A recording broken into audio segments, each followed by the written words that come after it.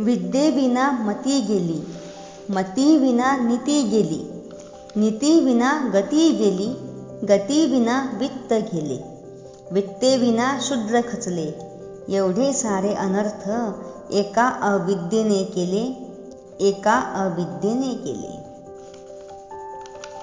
अशा या विचारातून समाजाला योग्य दिशा दाखविणाऱ्या महात्मा ज्योतिराव फुले यांना माझा मानाचा मुजरा, मानाचा मुजरा. महात्मा फुले हे एक महान समाजसुधारक व क्रांतिकारक होते.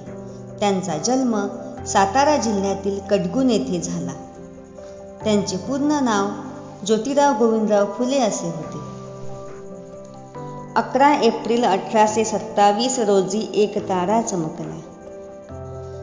11 एप्रिल 1827 रोजी एक तारा चमकला. फुले घराण्यात पुत्र जन्मला, फुले घराण्यात पुत्र जन्मला.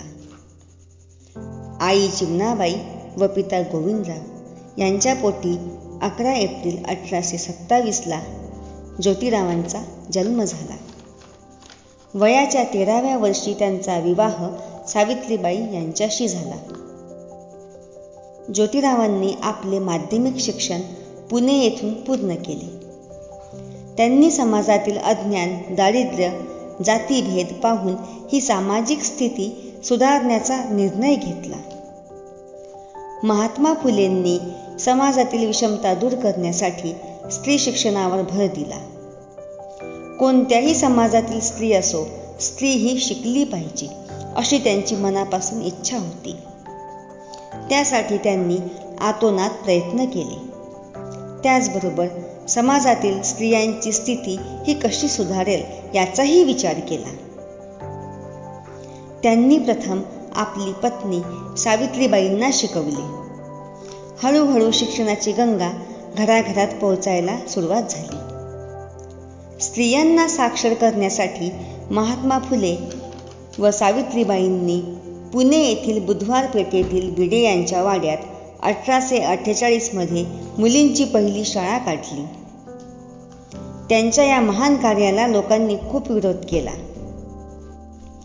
महात्मा फुले यांनी स्त्रियांवर होणारे अन्याय व अत्याचार पाहून बालहत्या प्रतिबंधक गृह सुरू करून महिलांना आश्रय दिला. त्यांनी समाजातील विषमता दूर करून तळागाळातील लोकांपर्यंत त्यांचे कार्य पोहोचविण्यासाठी, त्याचबरोबर शिक्षणाचे कार्य पोहोचविण्यासाठी सत्यशोधक समाजाची स्थापना केली.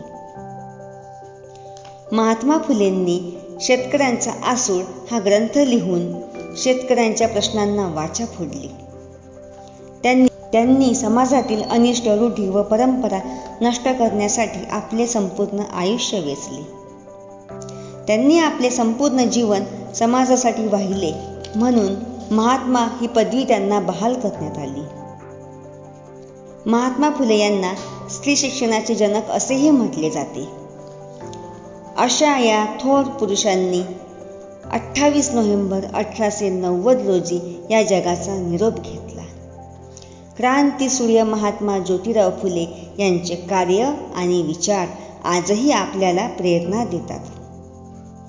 अशा या थोर महात्म्याला माझे कोटी कोटी प्रणाम.